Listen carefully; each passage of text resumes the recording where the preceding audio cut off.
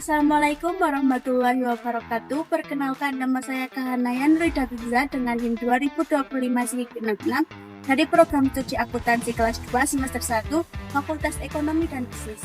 Di video kali ini kita akan membahas tentang sejarah perkembangan bahasa Indonesia dari masa ke masa. Bagaimana perkembangannya? Mari kita saksikan penjelasan berikut ini.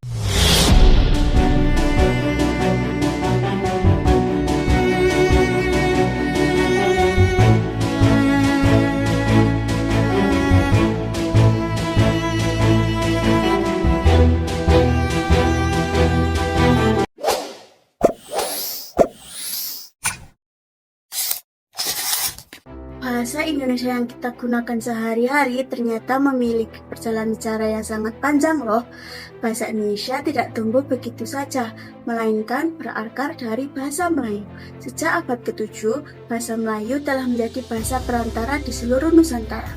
Perannya pun sangat krusial, mulai dari memudahkan transaksi perdagangan hingga menjadi bahasa diplomasi antar kerajaan besar. Contohnya, Kerajaan Sriwijaya.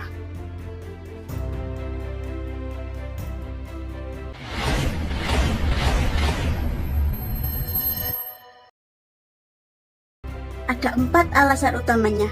1. Bahasa Melayu sudah menjadi bahasa perhubungan selama berabad-abad.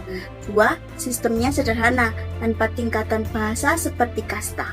3. Suku-suku di Indonesia dengan sukarela menerimanya demi persatuan. 4. Kemampuannya sebagai bahasa kebudayaan. Puncaknya terjadi pada 28 Oktober 1928 dalam Kongres Pemuda II. Para pemuda mengikrar Sumpah Pemuda yang menetapkan bahasa Indonesia sebagai bahasa persatuan.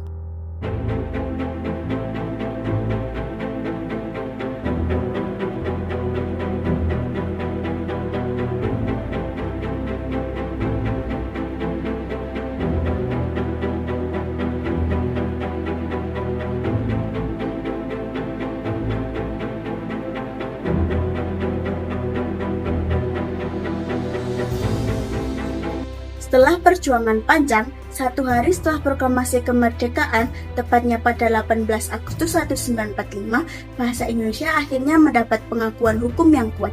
Dalam pasal 38 UUD 1945 disebutkan dengan tegas bahwa bahasa negara ialah bahasa Indonesia.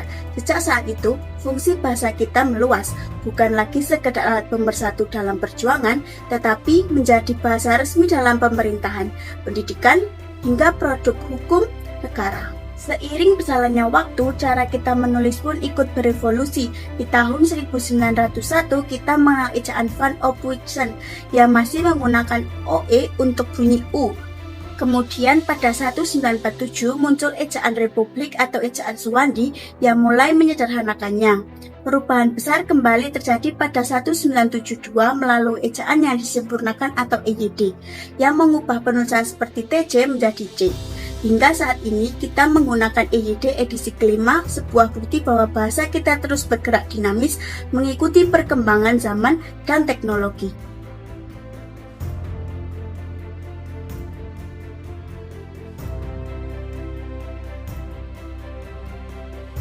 Kini, bahasa Indonesia telah menjadi identitas nasional yang sangat kuat. Bahasanya terus berkembang, makin kaya dengan kata-kata baru dari bahasa daerah maupun luar negeri. Sebagai generasi muda, tugas kita adalah menjaga bahasa kita sendiri.